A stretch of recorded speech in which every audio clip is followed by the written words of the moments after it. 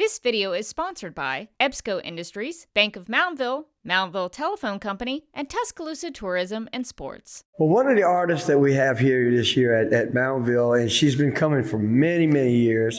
You'll know if you came here by the fry bread that she made. She made unbelievable fry bread, and about a great smile that she has. She's one of the best people. In fact, my daughter, years ago, my daughter was when she was very young, Miss Juanita saw that my daughter's dress was getting a little too small, and one of the first Choctaw dresses that my youngest daughter got was given to her by Miss Juanita.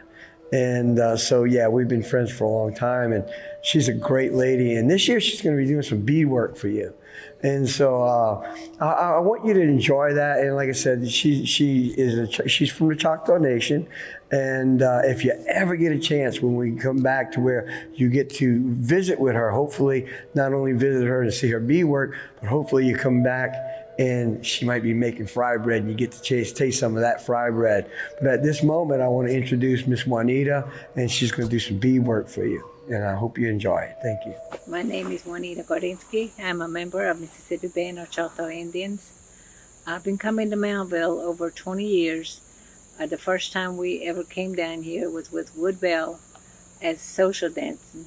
And it was a family thing. Woodbell, with my sisters, we all danced in a dance group. But as when the Woodbell passed away, we tried to bring the kids, do social dancing. After that, then we started cooking. We started cooking Indian food, Choctaw food, called Indian taco. So that's what I do now. But then I also like to do other cultural stuff like beadwork. I think it's very important for people to come out and see what Native American is all about. It's about family, meeting old friends, making new friends, and the kids come out there and have a good time. It's not really a festival until you hear the whistle, a flute that they purchase, and all you hear is the flute all day long with different kids just blowing their whistles. And another thing that the kids learn is that there's different tribes, the different culture in different tribes. Like I'm a Choctaw, and we have our own tradition. And like Cherokees, they have their own tradition. They have their own language. And as Choctaw, we have our own language. And kids learn that, and learning the dances, different dances that we as individual tribe, they get to participate. Some of the artwork that I do, I learned from watching my mom and my sister. My sister also came to Moundville too, and she passed a few years back, but I still continue to go. Over here, I've got some of my artwork. Most of them, you can see, are diamonds. Diamonds is, according to the Choctaws' old legend, that Choctaws are very respectful to diamondback rattlesnake, and that's where most of my diamonds come from. It's a symbol. And even our dresses, we have diamonds all over. Even there's a Choctaw shirt that the men wear. It's also applique diamond. And also even the headbands, they also in diamonds. But my favorite one that I do is the bird, the thunderbirds. I make a lot of necklaces and hair barrettes. It's thunderbirds. Since it's getting close to Christmas, I'm gonna demonstrate how to do a ring in different sizes. This is gonna fit my little pinky. I'm gonna demonstrate how to do a ring with Santa Claus face on it. And I'm using a size 11 hex beads, red and white. And what you do a ladder stitch. I'm going to do 3 of them. Make it thicker. It's not going to be as small as that one. It's going to be bigger. And go. gonna be gold, red and gold. You put 3 beads in there, and then do another 3 beads in gold. Okay, then you thread it through that.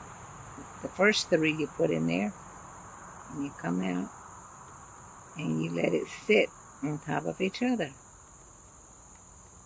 And you continue on until you got, should be long enough.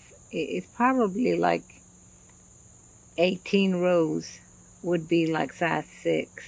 Okay, I already done 16 rows of the ladder stitch.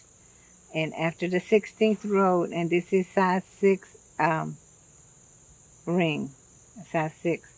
Okay, after the 16th row, you start doing the white, the face of the Santa Claus. And the white, gold, white. Instead of red, you use white. And do some more ladder stitch. Ladder stitch is like just putting one on top of the other, kind of like going up a ladder.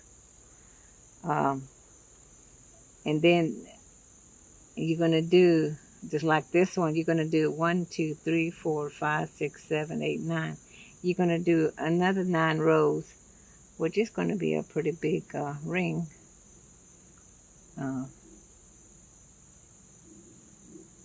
Because right now we're going to start doing the face of a Santa Claus. So this one here is going to be gold and 2 whites. Pick up gold and 2 whites.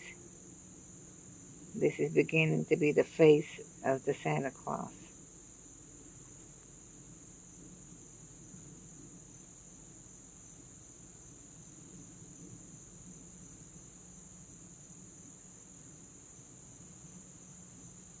Okay, after you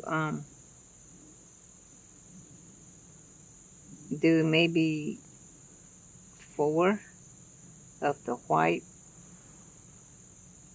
gold and white. See, I messed up right here. So when you mess up, you just go back and just one good thing about working with size 11 beads, it's forgiving. You can go in and you make sure you follow your 2 white beads and a gold. And you just go back to the one you come out of. Go back in. Like I said, if you do 4 rows, and then you're going to do ellipse, what you call, give them a lip.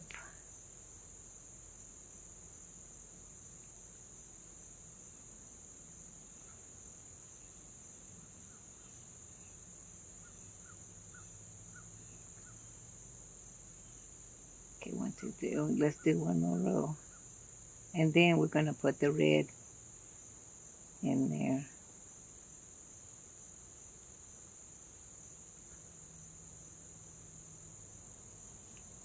And then every once in a while, go back and kind of tighten it a little bit so it won't be too loose. On here, I added 4 whites, gold and whites. Okay, after that, then you're going to do the lips. So what you're going to do is gold, white, and red.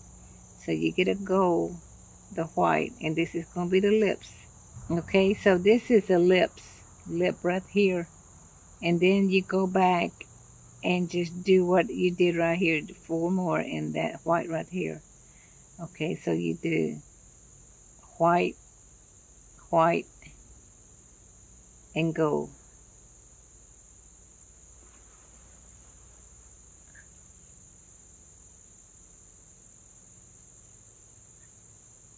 Do 4 of these white. No, you have to do gold, white, and white.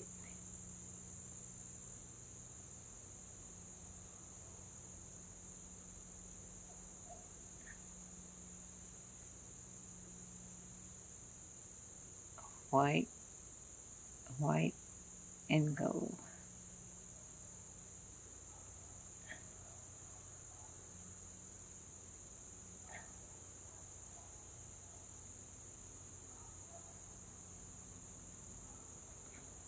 Gold, white, and white. So 1, 2, 3, and this is the fourth one.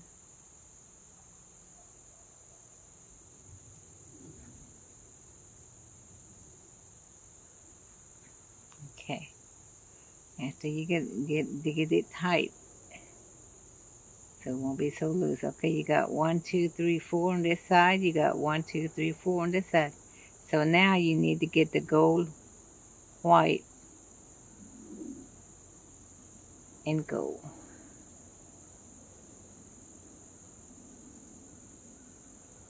Okay. Really don't want to cooperate. Okay. Now, on this one, make sure it's tight. Okay, this is where we done made a circle.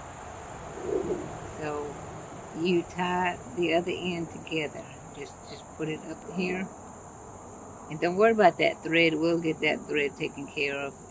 When there's sewing in and out, but we'll take care of that.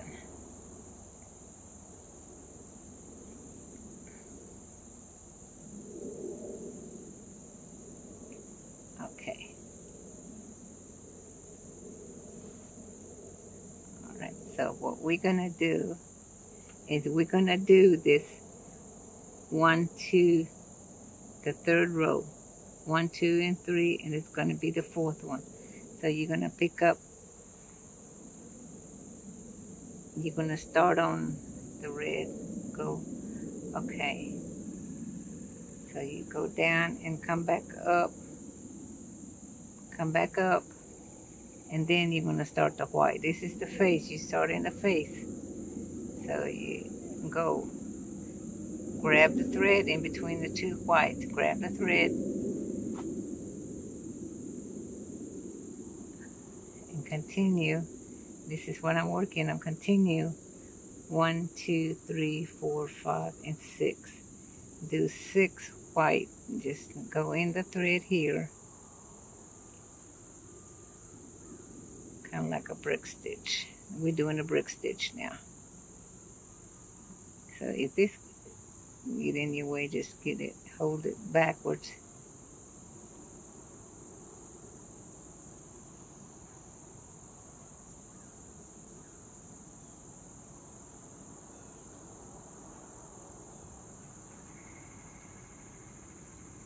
Into the lips.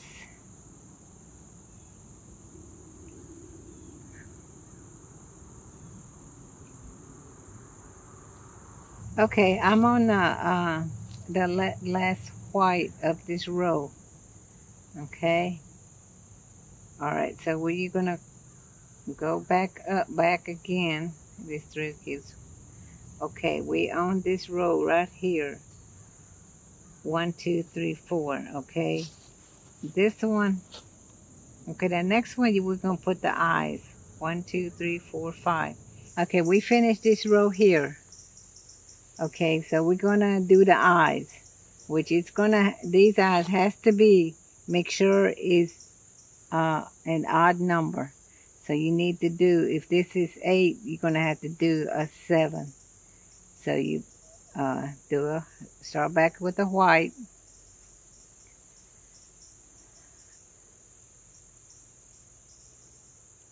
And pick that up like a brick stitch, and then the black, pick up a black. Black is gonna be the eyes. Okay, pick up that thread.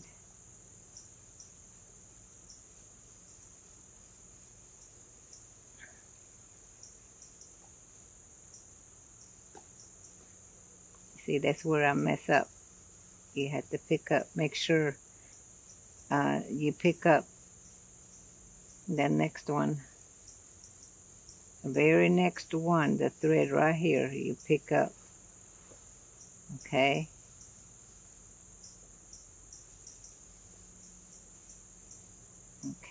Then you pick up a white and then come back up to the same bead and kind of tighten it a little bit, and another white,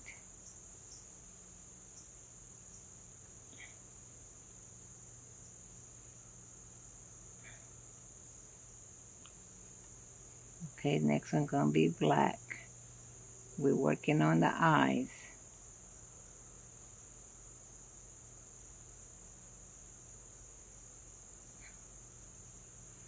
Okay, then we're gonna work on the two whites.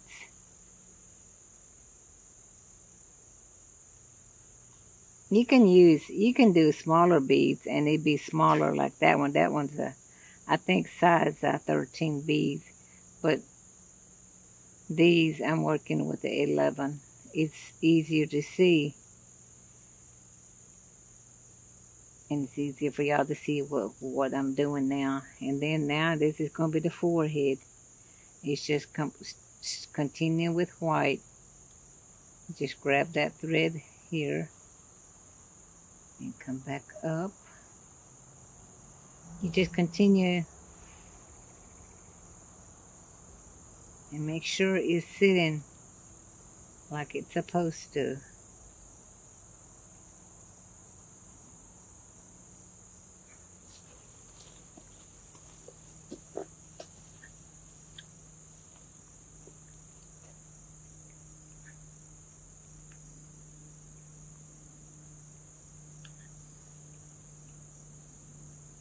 Make sure you grab all the thread. If you don't, it'll come off. And we don't want that to happen.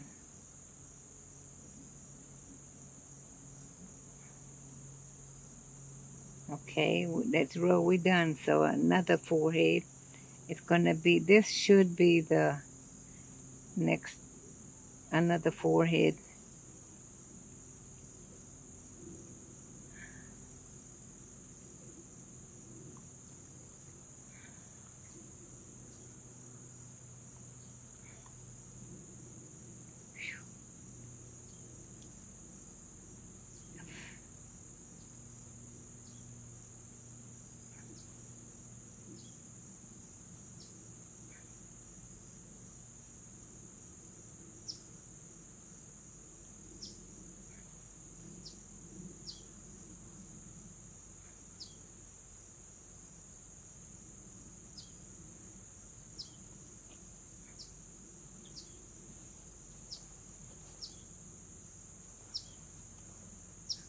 Okay, we finished with that row. Now let's work on the hat.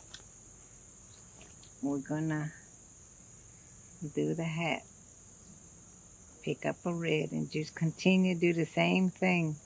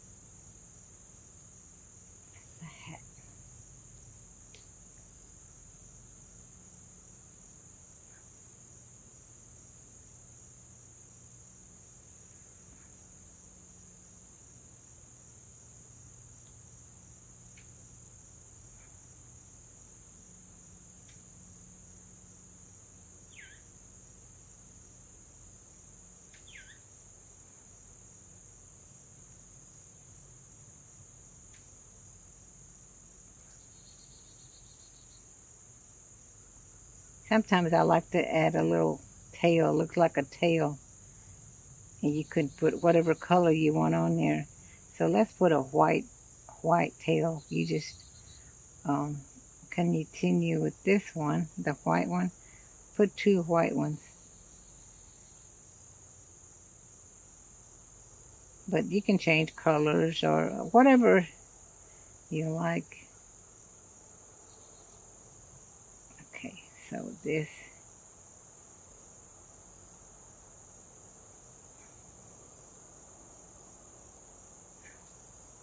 All right, there you go. There is your, and then put a 1 and then come back. So this be the ball of your, it don't look exactly like that because I use a different kind of beads. So what you have to do now is just go back in and out, to kind of strengthen your work. Just keep up and down. You can make sure, see, it's standing up. Just go in and out,